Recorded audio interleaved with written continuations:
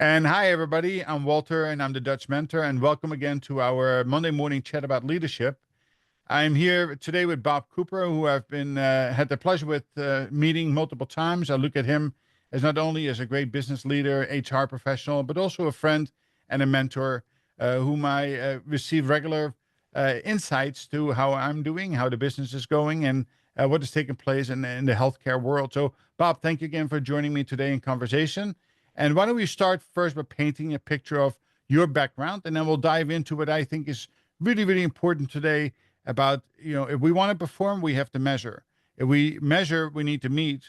And we can talk a little bit about your huddle system that you have designed, but give us a little bit of a background. And again, welcome to our chat today. Pleased to be with you, Walter. Great to see you as always. It's been a pleasure to know you all these years. So I've been in the mostly in the healthcare industry, working with healthcare organizations primarily, but not exclusively, really to focus on things like team development using my organizational huddle model, executive coaching, basically to ensure that the C-suite is leading the way in culture change.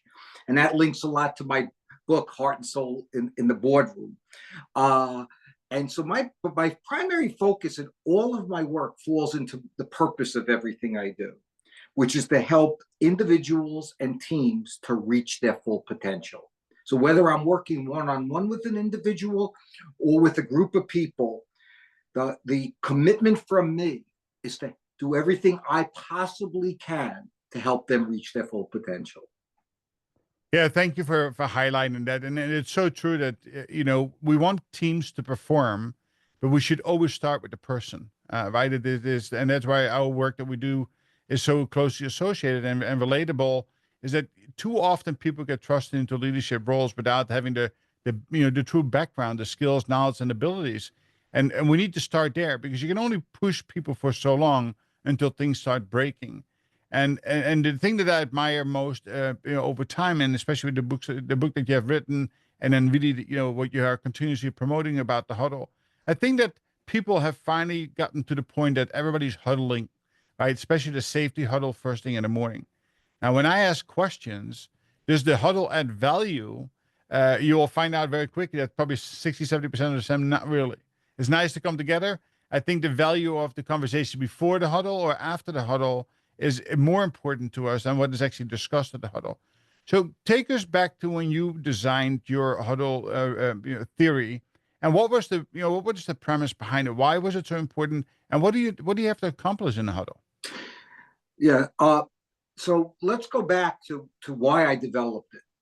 It was based on a direct observation I had while I was working at St. Joseph's Regional Medical Center as Director of Organizational Development. So this is going back now to the late 1990s. And what I observed is that all departments are very well intentioned in terms of supporting each other and enhancing the patient experience. So I want to start off by saying I believe people are trying to do the right thing. The problem is that there's too many silos. In other words, Department A is focusing on what they need to do. Department B is focusing on what they need to do. Department C is focusing on what they need to do.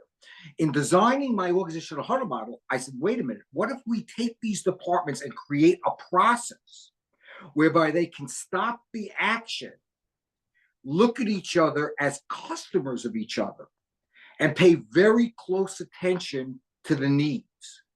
Now, I know you want to talk a lot about measurement and accountability. That is why I built into the model a process where there are huddle champions and there is a tracking document. The tracking document is intended to simply capture the commitments being made. An example, if let's say Central Supply says to nursing, we will increase the par levels on these stock items from X to Y by when, then I am accountable to make sure that that happens. It gets noted on the tracking document, and it's all about fulfilling our promises to each other in a respectful and accountable way. And so, in some clients of mine, for example, they'll have the organizational huddle champions report out to a governing body, such as a patient satisfaction committee, which is often chaired by like a chief operating officer, somebody in pretty high level.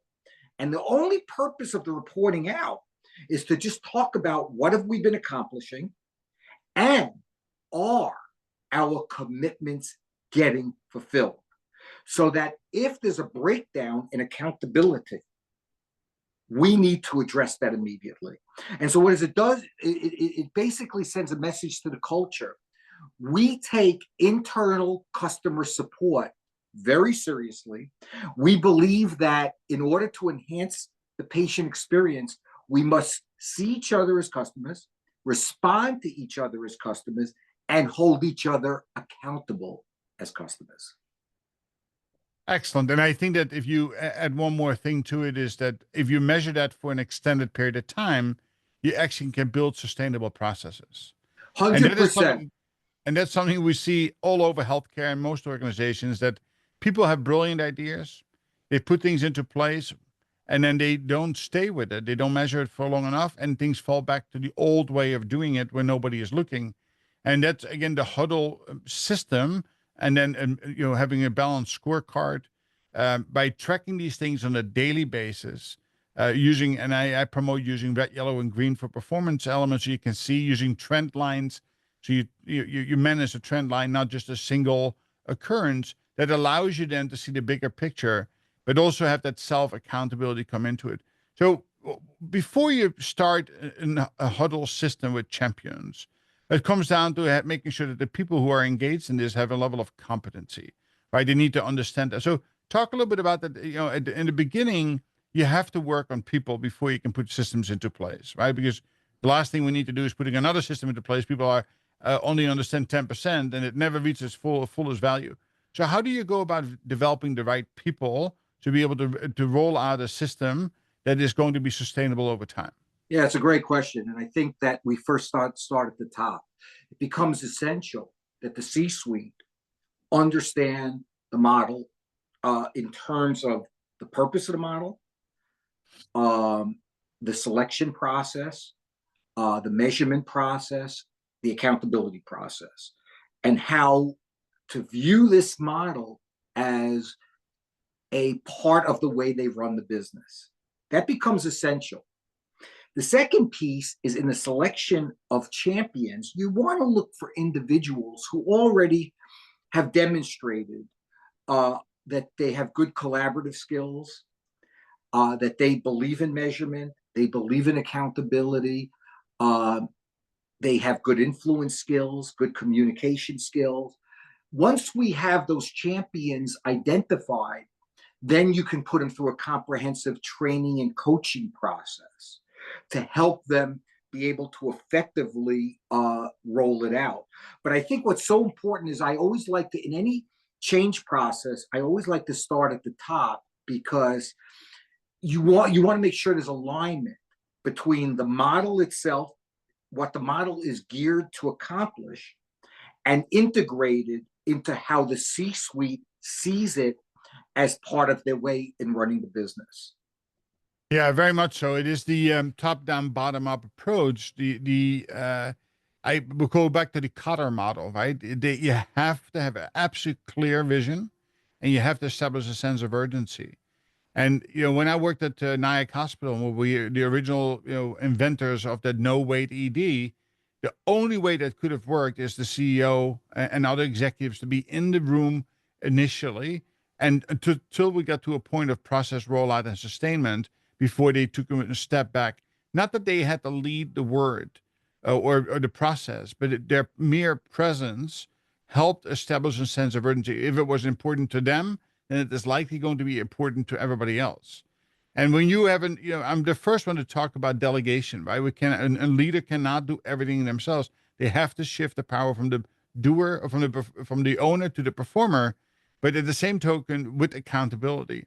And if you start something new, like you're describing here, it's exceptionally important that people are engaged around that on a day-to-day, week-to-week basis, until it gets to a point that you can hand it off, and then you can have those, like you said, then reporting back to some kind of governing structure for continuous development and improvement. Um, Talk to me about a failure point of one of those systems. What have you? Not like everything else. Everything is perfect, and sometimes you'll learn more. What mistakes have people made along the way that prevented them from ever reaching the goal? And then, of course, I'll ask you, what is the key to success on the other side? So I would say, in terms of not just the organization huddle, but in terms of my experience with culture change, any kind of culture change Yeah. in general, what I have found is a couple of things that where you can lead to failure. The first is where, again, leadership at all levels don't fully embrace what we're trying to do, and they're not willing to model. I'll give you a very specific example. I recently was asked by a client to help them and the C-suite develop guiding leadership principles. These are what they believe are the behaviors that they want to hold each other accountable to. So, okay, guys, now that this activity is done, you have the list that you put together, but this can't go into a drawer. You need to have this be a living, breathing document, which means you have to give feedback to each other. And you have to be willing to do that. And so a lot of times I'll say, okay, if you're the CEO, for example, I just had the conversation with the CEO the other day. I said, first thing, you sit down with your direct reports. And on these behaviors, ask them, is there anything you'd like me to change or do differently? And just listen. And then give feedback back. And then drill it down into the organization. So in my experience, where I have seen any model not get total traction is when people in key leadership positions don't embrace it and take some level of ownership of it. A great example, and I've seen this myself too many times, and that is absolutely key to success, and something you need to be looking for, as I call a red flag, right? You need to take a step back when those things start appearing. Tell me about what you think is the key to success on the flip side. What is something that people have done, and an example of how a leader has presented themselves to be able to make sure that this has a sustained success? So I think that there's a couple of things that I advise people. The first thing is whenever you're rolling out any kind of a new model or initiative, always explain why. Always help people to understand the rationale. Also, make sure that as you're discussing it, you include yourself in the discussion. One of the mistakes that I've seen over my career with leaders is they often will talk at people in a way that says, this is what I need you guys to do. And they leave themselves out of it. So one of the things I've noticed with some of the best leaders, where they say, this is why we're going to do it. I hold myself accountable. I'm here to clear the path for you. I'm here to get involved when necessary. I'm here to ensure we're successful together. And their behavior, each and every day, their behavior demonstrates that they are willing to look in the mirror and always start with themselves first. One of the things that I've seen throughout my career in coaching people is that they sometimes are hesitant to look in the mirror at themselves. They're a lot more comfortable talking about everybody else. And so one bit of advice I would give to any leader is the willingness to look in the mirror, look for feedback, ask for feedback, and make a commitment to modeling the very things you want to see in others. Yeah, that's rock solid advice. I think that raising self-awareness is the key. And I always talk to my clients about that, is that, you have your own reality, right? That how you look at the world, but at the end of the day, you have to manage how you are perceived. And if you don't ask your team top, bottom, side, left, right on a regular basis, probably every 6 months, and make yourself vulnerable, hey, listen, what are my differentiating strengths? Where are my blind spots? What should I do more? And through that feedback system, and you hear the same thing 2, 3, 4 times, there's often a truth to it. It will help you identify your pure strength, your differentiating strength, but also your blind spot. Bob, as always, really enjoyed our conversation. It is something that we need to take to heart. The audience, if they're interested in getting your book, where can they find it? Oh, are you talking about my book or book? They could, anybody who's Sorry. interested in finding out anything about my books or me or anything could just go to my website, which is rlcooperassociates.com, www.rlcooperassociates.com, or just Google RL Cooper Associates. Very good. Listen, I'm sure that many people can benefit from what you have learned in the span of your career, and they should certainly reach out. Again, thank you for joining us today. We'll look forward to another conversation, another topic in the future. Pleasure to be with you, Walter. Have a good one. Thank you very much. Take care. Bye-bye. Bye-bye.